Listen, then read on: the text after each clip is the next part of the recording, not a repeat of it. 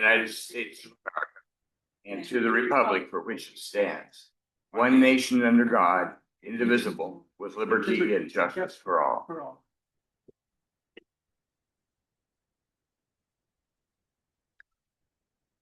I'll take a minute and introduce the folks on this end of the room. I'm going to start over here to the far right with Roger Baltz, our Chief Administrative Officer.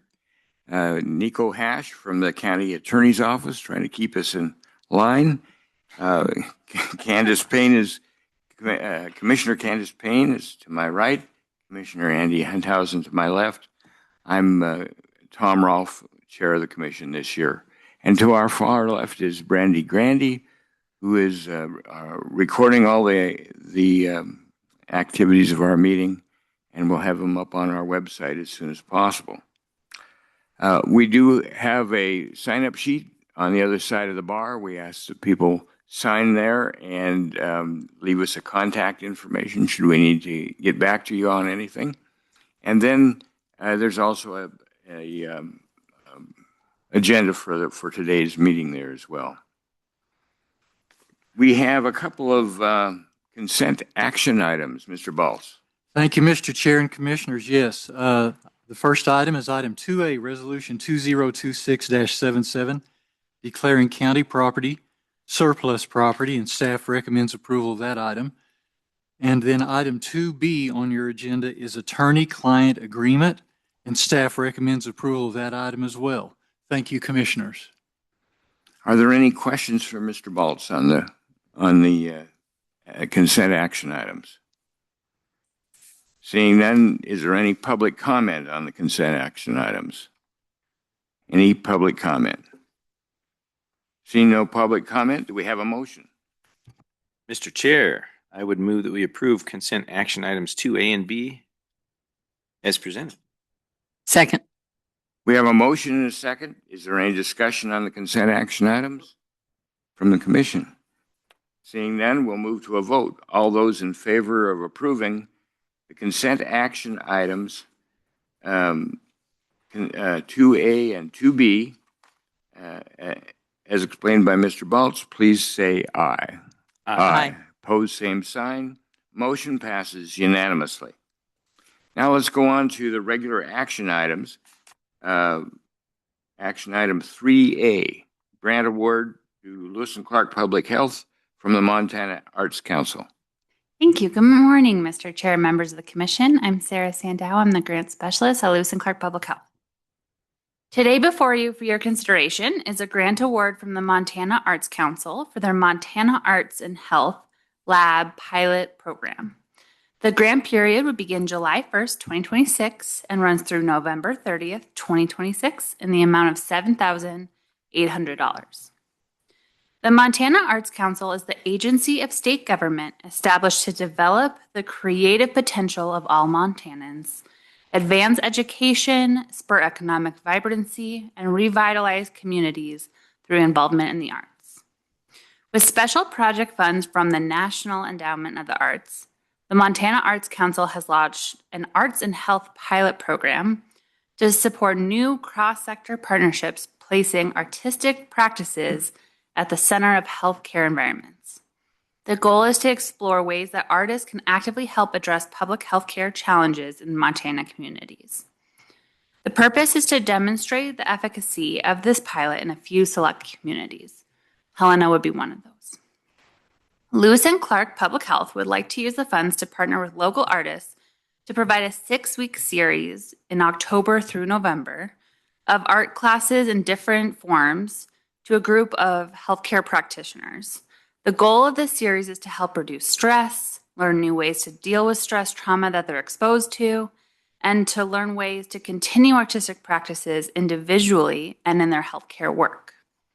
Lewis and Clark Public Health would invite healthcare providers and coalition partners and anticipates around 12 to 20 people in attendance. The art sampler will introduce participants to different art modalities. The art activities on their own are expected to show positive impacts on participants. We hope that the participants can incorporate these art techniques into their own lives, such as continuing to do smaller scale art projects at home or participate in community groups. So that will build resiliency and coping skills in our providers to help prevent burnout, keep them in the workforce, keep them wanting to do the work, as well as we're hoping that they'll use those tools with clients then that they can also provide to the community. The artists in our group will lead the activities over a series of weekends and afternoons in October and November. Some of those modalities are needle felting, medicine bags, somatic arts, and theater arts. Staff recommends approval, and I'm here for questions. Are there any questions from the commission? Any questions from the commission? Seeing none, is there any public comment? Any public comment on this item? I don't see any public comment. Do we have a motion? Mr. Chair, I move that we approve the grant award to Lewis and Clark Public Health from the Montana Arts Council as explained to us by Sarah Sandau. Second. We have a motion and a second. Any discussion from the commission? Any discussion? All right. We will move to a vote. All those in favor of approving the grant award to Lewis and Clark Public Health from the Montana Arts Council, as explained by Sarah Sandau, please say aye. Aye. Pose same sign. Motion passes unanimously. Next item on is a board appointment. I don't see Connor here. Do we need to take a minute and find him, or? Well, Mr. Chair and Commissioners, it's up to you. Another option would be that we can take no action on this item and table it until next Tuesday. Your discretion. Wait, another short meeting? What do you approve? Well, Mr. Chair, here now, I think the item's straightforward. We could either handle it or take a 5-minute recess and find him. It'd be my suggestion, either one of those. Okay. All right. This one is, why don't we I'll just go ahead and read through it here for the public. Regular election day for the Casa Grande Water Sewer District positions on May 5. The election for La Casa Grande Water Sewer District was canceled pursuant to MCA because the number of candidates that filed was less than the number of positions to be filled. When an election is canceled pursuant to 13-1-502 of the MCA, there's no regular or declared written candidates in the position. The Board of Commissioners shall fill the position by appointment. David Castona, Peter Jackson, and Ryan C. Williams have submitted requests for appointment to the open positions on the La Casa Grande Water Sewer District Board of Directors.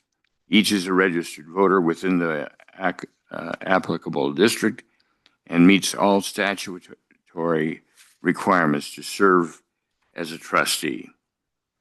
So the actions would be to appoint David Castona, Peter Jackson, and Ryan C. Williams to the La Casa Grande Water Sewer Board. Is there any reason why we should not just go ahead and make the appointment? Oh, there he is. Go ahead, Mr. Fitzpatrick. Mr. Chair, Commissioners, y'all are moving quick today. I apologize. I figured with the items in front of me, I'd be okay coming in about 5 minutes after, but here we are. So yes, my understanding, Connor Fitzpatrick, Lewis and Clark County elections. My understanding is, Mr. Chair, that you have read through the memo.